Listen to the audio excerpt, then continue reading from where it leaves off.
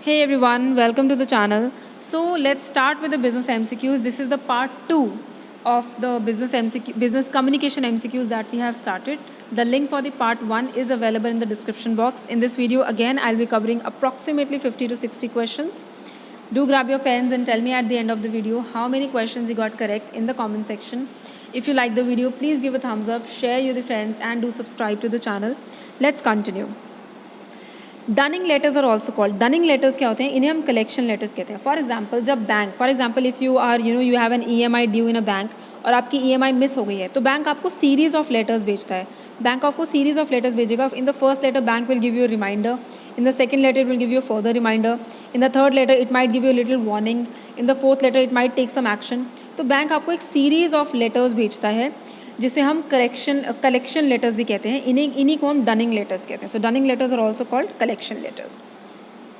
In dash, speaker's choice of words unintentionally communicates something more than what the actual words. अगर speaker इस तरीके से बोल रहा है that the message is getting more than what he is actually saying, तो उसे हम meta communication कहते हैं. Meta communication is getting more than what is being said. The answer is meta communication. Psychologists, जो influencers होते हैं या जो speakers होते हैं, motivational speakers होते हैं, ये generally meta communication करते हैं. ये इनके words, choice of words ऐसे होते हैं that the message receives in a very very better way. This is called meta communication. Type of listening in which we learn to discern the difference in sound. ऐसी कौन सी listening होती है जिसमें हम अलग अलग साउंड्स के थ्रू समझते हैं? That listening is called discriminative listening. For example a small child, a small kid, जो छोटा बच्चा होता है उसे वर्ड्स की नॉलेज नहीं होती. He is not very well aware of the words. So if you smile और you talk happy to the child, the baby smiles with you, right? The baby smiles. But if you are angry at the child, the baby starts crying. Why is it doing so? It is actually doing discriminative listening. वो आपकी voice और आपकी tone से आपको समझने की कोशिश कर रहा है. So this is the listening where we understand the differences in the sound. Next question. In dash, the receiver holds preconceived notion. हम पहले से ही अपने दिमाग में कुछ सोच के बैठे हैं. Which shape the way we decode the message. अगर कोई मुझे कुछ कह रहा है लेकिन पहले से ही मैं उसके बारे में कोई आइडिया बना के बैठी हूँ और उसके बेसिस पे मेरा अंडरस्टैंडिंग डिफर कर रहा है, the understanding is getting problematic, इस तरीके के लिसनिंग को कहते हैं biased listening. That means I am biased, I am not forming a evaluative या अनबायस्ड लिसनिंग नहीं कर रही हूँ मैं. I am a little already in the idea of something that has happened before. The answer is B, biased listening. Dash is also refer to as critical और judgemental listening. Critical और judgemental listening होती है evaluative listening. जब आप interviews देने जाते हो तो जो इंटरव्यूअर है वो क्रिटिकल या जजमेंटल लिसनिंग करता है क्योंकि वो आपको इवैल्यूएट करने की कोशिश कर रहा है. He is trying to find out whether you are suitable for the job और नॉट. सो क्रिटिकल और judgemental is C, evaluative listening. Dash takes place when you listen to only those things that you want to hear and those that you interested. जब हम सिर्फ वही बातें सुनते हैं जो हम सुनना चाहते हैं, we are not listening to everything, then that is called selective listening. Dash is the study of bodies physical movements. Body के फिजिकल मूवमेंट्स की स्टडी को बोलते हैं kinesics. Kinesics is the study of body movements. It involves how we say something in different pitch, tone, voice modulation. तो जब आप बात करते हैं, when you are communicating something, your voice and tone, इसे हम कहते हैं paralanguage, right? Paralanguage is the difference in the tone and the pitch. Dash are are body part, specially arms, legs and hands, convey a meaning. जब हमारे arms, legs, hands ये चीज़ें कुछ meaning convey करते हैं तो उसे हम कहते हैं gestures. Dash in communication increases the credibility of the sender of the message. What will happen or what kind of communication will increase my credibility that people will trust me? The answer is correctness. If the message is correct, if I am giving the absolutely correct information, तो मेरी credibility increase होती है, the people will trust me. A dash focuses on your skills, experience rather than your chronological work history. ऐसा कौन सा resume है जो आपके स्किल्स पे फोकस करता है लेकिन आपकी क्रोनोलॉजिकल मतलब टाइम वाइज आपकी हिस्ट्री पे फोकस नहीं करता? वो रेज्यूमे होता है functional resume. So for example अगर किसी की लाइफ टाइम करियर में वर्क गैप है, उसने 5 या 6 ईयर्स तक काम नहीं किया है, तो उसके लिए क्रोनोलॉजिकल रेज्यूमे बनाना सही नहीं है क्योंकि वो वर्क गैप फिर हाईलाइट हो जाता है. हमें उसे हाईलाइट नहीं करना. इस केस में the person will go for functional resume. वो अपनी स्किल्स और एबिलिटीज़ को हाईलाइट करेगा, ना कि अपने वर्क हिस्ट्री को. So that kind of resume is called functional resume. A dash starts by listing your work history with the most recent position listed first. ऐसा कौन सा रेज्यूमे होता है जिसमें हम प्रॉपर टाइम से सब कुछ मेंशन करते हैं, स्टार्टिंग से बिल्कुल डेट वाइज, उसे हम क्रोनोलॉजिकल रेज्यूमे कहते हैं। ये उन लोगों के लिए ज़्यादा इंपॉर्टेंट है जिनकी वर्क हिस्ट्री में कोई गैप नहीं है, जिनका वर्क बिल्कुल उनकी जॉब के साथ अलाइंड है। In that case they should go for chronological resume. Curriculum vitae is also known as, curriculum vitae क्या होता है? आपकी personal profile, yes, personal data sheet, yes, qualification sheet, yes. So the answer is all of the above. Curriculum vitae is like another name for resumes. Dash are used by an organization as a means of having written records, established practices such as instructions, how to take specific tasks and all that. वो ऐसी कौन सी चीज़ें होती हैं जो government अपने organisation अपने written records के लिए रखती है ताकि उसे फ्यूचर में यूज़ कर सके? Manuals, yes, memos, yes, letters, yes. The answer is all of the above. Dash is also known as non directed interview. ऐसा कौन सा इंटरव्यू है जिसकी कोई स्पेसिफिक डायरेक्शन नहीं है? इंटरव्यूअर आपसे कभी भी कोई भी क्वेश्चन पूछ सकता है डिपेंडिंग ऑन द सिचुएशन। इस तरीके के इंटरव्यू को बोलते हैं अनस्ट्रक्चर्ड इंटरव्यू। जनरली जो HR इंटरव्यूज होते हैं, they just want to know the type of person you are, they just want to know your personality, so they will go for unstructured interviews, they will not go for structured interviews. Structured interviews होते हैं जिसमें same questions हर candidate से पूछे जाते हैं, क्योंकि इसमें evaluation बिल्कुल ऑब्जेक्टिव होनी चाहिए। So for example for the position of IAS, अगर IAS ऑफिसर्स हैं या जैसे कि आपके एग्जाम्स की बात करें, इसमें आप सबसे बिल्कुल सेम क्वेश्चंस पूछे जाते हैं, बिकॉज क्योंकि हमने सबको एक ही स्केल पे इवैल्यूएट करना है। इस तरीके के इंटरव्यू स्ट्रक्चर्ड इंटरव्यूज़ कहते हैं, और जिनकी कोई डायरेक्शन नहीं होती है उन्हें हम अनस्ट्रक्चर्ड इंटरव्यूज़ कहते हैं। 83 formal interviews are also known as, formal interviews होते हैं plan interviews because of obviously they are planned in advance.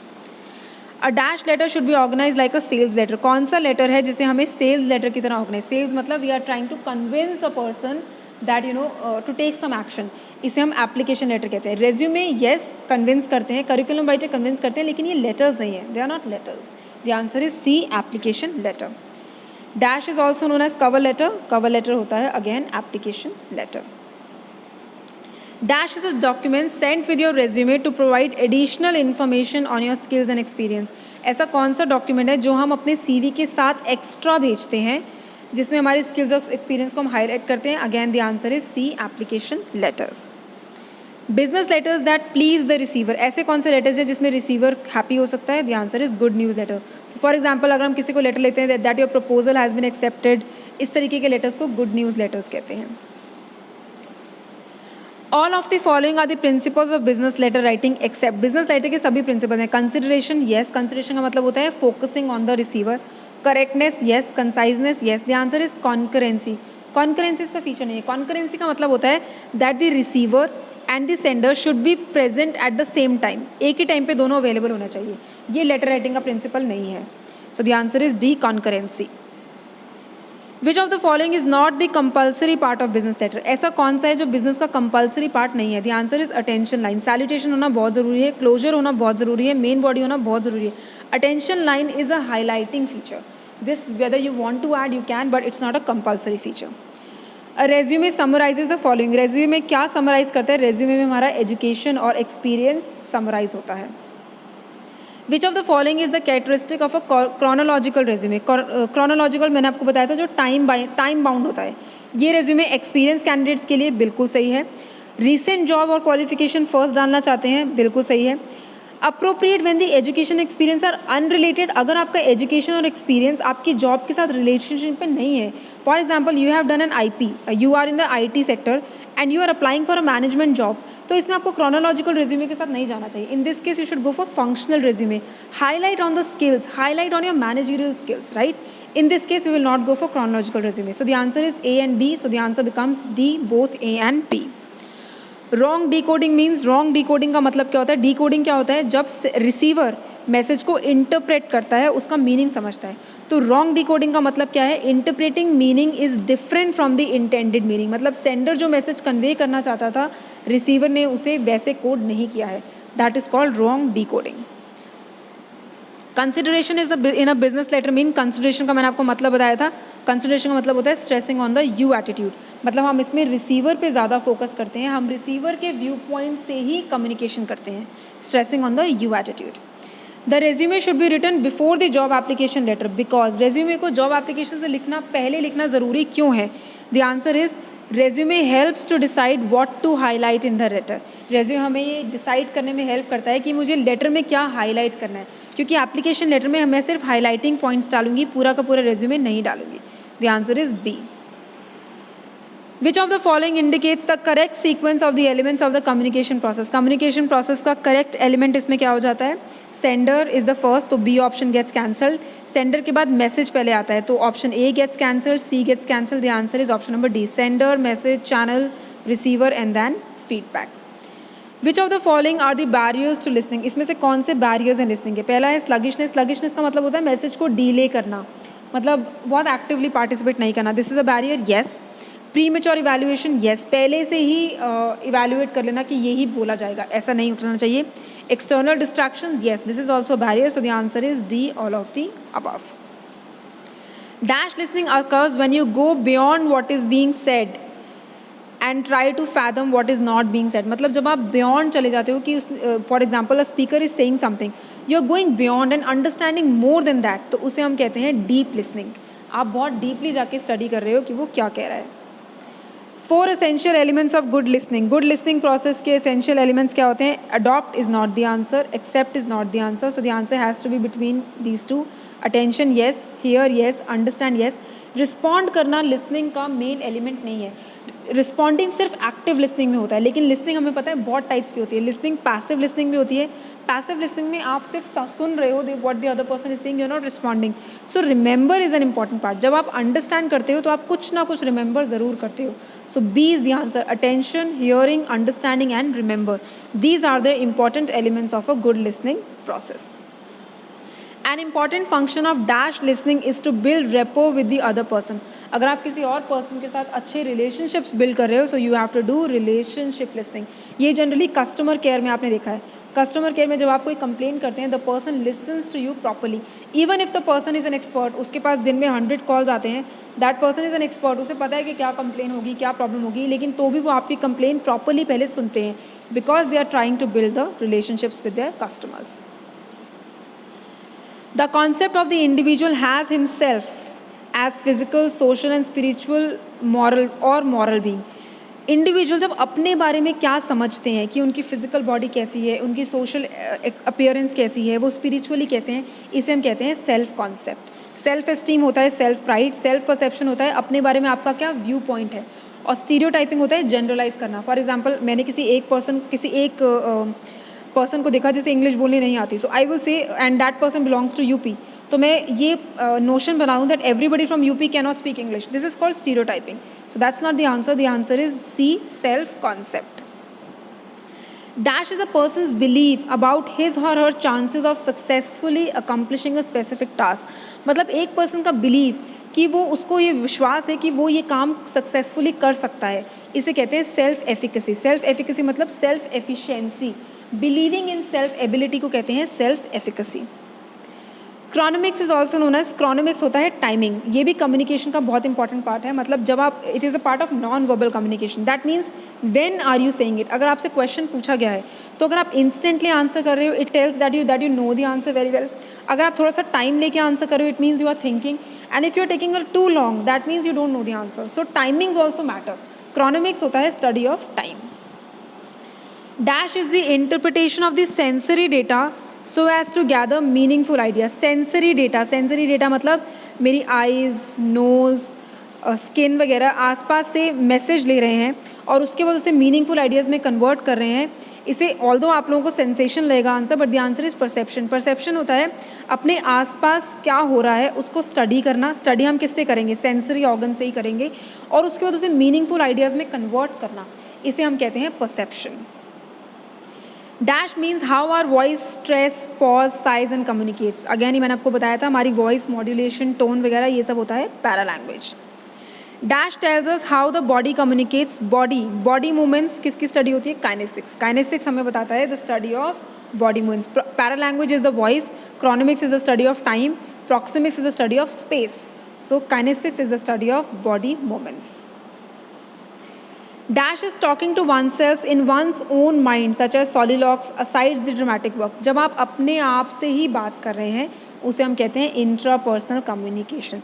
soliloquy होता है talking in your own mind. So इसे कहते हैं इंट्रापर्सनल कम्युनिकेशन।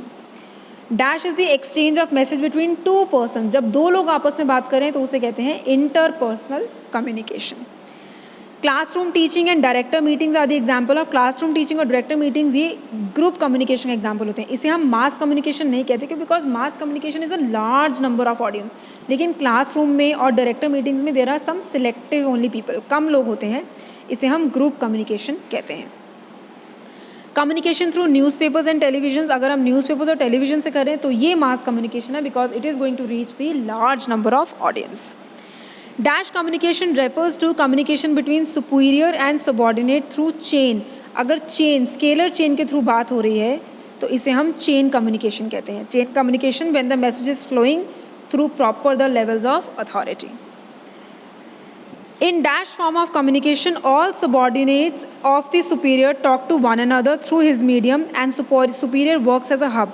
अब इसका एक डायग्राम ड्रॉ करते हैं, जैसे कि ये है सुपीरियर और ये सब है सबॉर्डिनेट्स, ये सब हैं आपके सबॉर्डिनेट्स। तो इसमें लिखा है सबॉर्डिनेट्स आपस में भी बात कर सकते हैं और सुपीरियर के थ्रू भी बात कर सकते हैं, सुपीरियर के थ्रू भी बात कर सकते हैं, इसे हम कहते हैं व्हील कम्युनिकेशन। पता चल रहा है that subordinates can talk to each other plus the superior works as a hub, superior के थ्रू भी वो सबसे बात कर सकते हैं, इसे हम कहते हैं wheel communication. This communication takes place among the members of the group where every member of the group can communicate with the nearest two members, वो सिर्फ अपने नियर बाय टू मेंबर से ही बात कर रहा है। तो यहाँ से देखिए ये इसमें पता, ये ऐसा कम्युनिकेशन, मतलब मैं as suppose this is one person, ये सिर्फ इससे और इससे बात कर सकता है क्योंकि अपने नियरर टू मेंबर से ही बात कर रहा है। ये वाला पर्सन इससे और इससे ही बात कर सकता है, ओनली द नियरर टू, तो इसे हम कहते हैं circular communication. This is not wheel communication. Any letter designed or directed to exchange of information connected with trade and trade related activities. अगर trade या trade से related activities हैं तो उसे हम business letters कहते हैं। business report letter नहीं है, business inquiry letter नहीं है, business memos भी letter नहीं है, the answer is business letters. Which of the following is not a type of business letter? इसमें से कौन सा business letter नहीं है? inquiry करना letter हो सकता है, sales letter होता है, कोटेशंस भी लेटर्स होते हैं, लेकिन रेफरेंस लेटर होता है for example when you apply for a job, तो आप अपने बिहाफ पे कुछ रेफरेंसेस देते हो। देयर आर सम एक्सपर्ट्स जिन लोगों ने आपके साथ पहले से काम किया है, वो आपके बारे में कुछ ऐसी बातें बताएंगे which the prospective employer will find useful. तो ये कोई बिजनेस लेटर नहीं है, right, this is just a recommendation letter. So reference letter are not business letters. Which of the following is or are business letter, इसमें से कौन से business letters हैं? रिफ्यूजल लेटर बिजनेस लेटर हो सकता है, customer relation yes, order status yes, the answer is all of these.